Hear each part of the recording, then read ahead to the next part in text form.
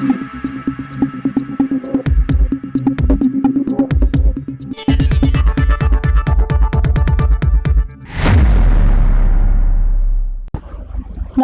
সময় বাংলা সংবাদে আপনাদের স্বাগত। আপনাদের সাথে আমি প্রীতি। দেখে নেব আজকের বিশেষ সংবাদ। বারুইপুরে নির্যাতিতার বাড়িতে মুখ্যমন্ত্রী শুভেন্দু অধিকারী কড়া পদক্ষেপের আশ্বাস।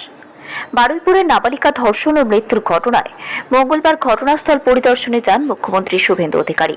তিনি নির্যাতিতার বাড়িতে গিয়ে পরিবারের সদস্যদের সঙ্গে কথা বলেন এবং তাদের প্রতি সমবেদনা জানিয়ে দ্রুত ন্যায় বিচারের আশ্বাস দেন। পরিদর্শনের পর মুখ্যমন্ত্রী রাজ্য পুলিশের ডিজির সঙ্গে বৈঠক করেন। বৈঠকে তদন্তের অগ্রগতি, আইন শৃঙ্খলা পরিস্থিতি এবং অভিযুক্তদের বিরুদ্ধে গৃহীত পদক্ষেপ নিয়ে বিস্তারিত আলোচনা হয়। পরে সাংবাদিকদের মুখোমুখি হয়ে মুখ্যমন্ত্রী বলেন, এই ঘটনায় জড়িত কাউকেই ছাড় দেওয়া হবে না। তদন্ত দ্রুত এগিয়ে নিয়ে যাওয়া হচ্ছে এবং দোষীদের বিরুদ্ধে কঠোর আইনানুগ ব্যবস্থা নেওয়া হচ্ছে।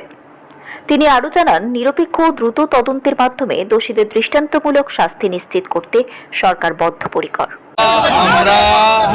আমরা শুধু বারুইপুরের ইনসিডেন্ট নয়, কোথাও এই ধরনের ঘটনা এই রাজ্যে যাতে না ঘটে তার ব্যবস্থা প্রথম থেকেই নিচ্ছি। আজকে এখান থেকে রাজ্যের সমস্ত থানার ওসিআইসি, সিপিএসপিদের সঙ্গে আমাদের কথা হয়েছে। আমি শুধু একটা কথাই বলবো যে সরকার এক্ষেত্রে যা করার করছে এবং আমার সঙ্গে ওই আমাদের পরিবার, প্রথমত যে পরিবারটি ক্ষতিগ্রস্ত হয়েছে, একরত্তি একটি ছোট্ট কন্যা সন্তানের উপর পাশবিক অত্যাচার করে খুন করা হয়েছে, তারাও মিট করেছে। তারা নিশ্চয়ই আপনাদের বলেছে বা না বললেও আমার জানার বিষয় নয়। আমি কথা বলে স্যাটিসফাইড এবং আমার মনে হচ্ছে ওরাও স্যাটিসফাইড। আমি একটা প্রাইমারিলি পুলিশ যা বলেছে, দেখুন, I am not the investigating authority. Mob lynching করে যাকে পিটিয়ে মারা হয়েছে ইন্দ্রজিৎ মন্ডল, উনিও ইনোসেন্ট। পুলিশ আমাকে যা বলেছে এটা আমার কথা নয়। তার পরিবারের সঙ্গে আমি মিট করেছি, তিনিও জাস্টিস পাবেন। যত পুলিশের গাড়ি ভেঙেছেন, রেল লাইন উপড়েছেন, প্রায় অ্যাপ্রক্স 200 আইডেন্টিফাইড হয়েছে, প্রত্যেককে অ্যারেস্ট করা হবে। একটা লোককেও ছাড়া হবে না। পিছন থেকে যারা উস্কেছেন, পলিটিক্যাল লোক যারা ইলেকশনে রিজেক্ট হয়েছেন, কেউ ক্ষমতা থেকে গেছেন, কেউ শূন্য থেকে এক হয়েছেন, এবং radical force, anti national force যারা পিছন থেকে উস্কেছেন, তাদেরকেও আইডেন্টিফাই করা হয়েছে। তাদের কল রেকর্ড ইত্যাদি ডিজিপির নেতৃত্বে এসটিএফ সব কালেক্ট করেছে। ওদেরকেও প্রপারলি লিসেন করা, ওদেরকেও ঠিক প্রপারলি শিক্ষা দেওয়ার কাজ সরকার করবে।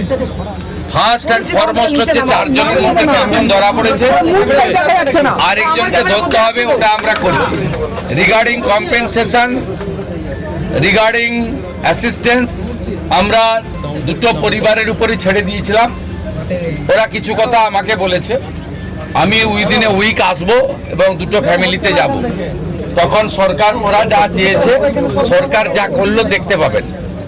সূর্যপুরে ভিকটিম ফ্যামিলি একটা আউটপোস্ট চেয়েছেন, আমরা আউটপোস্টও ডিজিপি এইচএসকে বলেছি করতে হবে। প্রয়োজন হলে রেন্টাল বাড়ি নিয়ে খনি চালু করতে হবে, এবং আমি যখন ভিকটিমদের সঙ্গে মিট করতে আসবো তখন আউটপোস্টের ইনোগ্রেশন হবে। আমরা এখানে অনেকগুলো ডিসিশন নিয়েছি, সেগুলো প্রপারলি আমরা দেখব। আপনারা ভিকটিম ফ্যামিলি যেমন কনফিডেন্স রেখেছেন সরকার পুলিশের উপরে, আপনারাও রাখতে পারেন। আমার মনে হয় না এর আগে কোনো পুলিশ মন্ত্রী বা মুখ্যমন্ত্রী এই ধরনের পীড়িত পরিবারের কথা শুনেছেন বা বলেছেন। আমি এটা মনে করি এটা ডিউটি, আগের লোক করেনি বলে যে আমি করব না তা না। আমি এখানে এমপি, এমএলএ, পলিটিক্যাল পার্টিকে ডেকেছিলাম। এমপি শাহনী ঘোষ তিনি মিট করেছেন, মাননীয় বিধায়ক প্রাক্তন স্পিকার বিমান ব্যানার্জি মিট করেছেন, ওয়ান টু ওয়ান কথা হয়েছে, সেটা আমি বাইরে বলবো না। আমার মনে হয়েছে তারাও স্যাটিসফাইড। বিজেপি 3 জন এমএলএ মিট করেছেন, গোসাবার বিকন্ন নস্কর, রূপা গাঙ্গুলি এবং দেবাশিস ধর। তারাও কিছু বক্তব্য আমাকে বলেছেন, তাদেরকেও আমি সরকার এবং পুলিশের কতটা প্রোগ্রেস হয়েছে ব্রিফ করেছি। আমার বিশ্বাস, এবং এখান থেকে আমি ভার্চুয়ালি গোটা রাজ্যের সমস্ত থানার সঙ্গে যুক্ত হয়েছি, আমি তাদের পরিষ্কার বলেছি যে ঘটনা রোধ করতে হবে এবং প্রপার আপনার যে প্রসিডিওর আছে, ভারতীয় ন্যায় সংহিতা, সুপ্রিম কোর্টের একাধিক গাইডলাইন, জাতীয় মহিলা কমিশন, জাতীয় মহিলা শিশু রক্ষা কমিশন, পস্কো অ্যাক্টসের আয়তাও যে গাইডলাইনগুলো আছে, হিউম্যান রাইটস কমিশনের যে গাইডলাইনগুলো আছে, রাজ্য সরকারের যে বর্তমান সরকারের যে মনোভাব, বারে বারে মুখ্যমন্ত্রী যে কথাগুলো বলছেন, তার মন্ত্রীরা বলছেন, ডিজিপি যে নির্দেশ দিচ্ছেন, এগুলো আপনাকে ফলো করতে হবে। আমরা পুরো বিষয়টা দেখেছি। এখানে মিসিং ডায়েরি হয়েছে আগের দিন রাত্রিবেলা 11:50 PM। তারপরে ক্রমান্বয়ে যে ঘটনাগুলো হয়েছে মিনিট টু মিনিট আমি প্রাইমারি অ্যানালাইসিস করেছি। সূর্যপুর থানার ক্যাম্প ইনচার্জ দিদেন IC Baruipur, SDPO Baruipur, additional SP Baruipur, in presence of the DGP and SP ADG IG, আমরা আমাদের পার্টও পুরো অ্যানালাইসিস করেছি।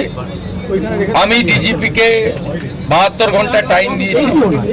তিনি আমাকে, আমি যা ফাইন্ডিংস পেয়েছি, ওনার যে অ্যাডমিনিস্ট্রেটিভ প্রসিডিওর রয়েছে, প্রসিডিওর অনুযায়ী একটা রিপোর্ট দেবেন। রিপোর্ট দেওয়ার পরে অ্যাডমিনিস্ট্রেটিভ পার্টে আমাদের যে অ্যাকশন নেওয়ার, আমাদের কোনো লোকের যদি কোনো ওই টাইমের মধ্যে কোনো শিথিলতা থাকে 1%ও, সেক্ষেত্রেও খুব স্ট্রং অ্যাকশন নেওয়া হবে। আমি পাওয়ারে আসার পরে বা মুখ্যমন্ত্রিত্ব দায়িত্বের পরে আরজি করের মামলায় 3 জন টপ আইপিএস অফিসারকে সাসপেন্ড করেছি। এক্ষেত্রে আমার মেসেজ খুব ক্লিয়ার আছে, সবাই সেটা দেখেছে। আমি খুব পার্সোনালি স্যাটিসফাইড যে ওইটুকু একটা বাচ্চা মেয়ের পরিবার, সেই পরিবার এন্টার আমার সঙ্গে প্রায় 10 জন বাবা মা সহ মিট করেছে এবং তারা কনফিডেন্স জানিয়েছে, আস্থা জানিয়েছে সরকারের উপরে, মুখ্যমন্ত্রীর উপরে, পুলিশের উপরে। এটা আমার আজকে বড় প্রাপ্তি। আর মব লিঞ্চিং করে যে নিরীহ লোকটাকে বা ছেলেটাকে মেরে দিয়েছে, আনমেরিড একটি ইয়াং বয়, সেখানেও যারা হত্যাকারী তাদেরকেও প্রপারলি মার্ডার কেসে যুক্ত করা হবে এবং পুলিশকে ডাইরেক্ট ইনস্ট্রাকশন আছে যে যারা যারা হুলিগানিজম করেছে পুরো দিন ধরে তাদের এগেনস্টে অ্যাকশন হবে। আমি এখান থেকে বাইপাসের একটি প্রাইভেট হসপিটালে যাচ্ছি, 3 জন পুলিশ কর্মী ইনজোর্ড হয়ে ওখানে অ্যাডমিশন আছে, তাদের সঙ্গে আমি মিট করব। প্রায় 200-র বেশি আইডেন্টিফাইড লোক, তাদেরকে আমি পরিষ্কার বলে গেলাম যারা উস্কানি দিয়েছে কারোর ইন্ধনে, পলিটিক্যাল বায়াসনেস নিয়ে, মিডিয়াতে পাবলিসিটির লোভে, সোশ্যাল মিডিয়ায় চিপ ভিউয়ার্স বাড়ানোর জন্য ওদেরও কিন্তু ছাড়া হবে না, তো তারাও ভুগবে, এটুকু আমি বলে দিই। সংবাদ এখনকার মতো এই পর্যন্তই। সঙ্গে থাকুন, দেখতে থাকুন সময় বাংলা।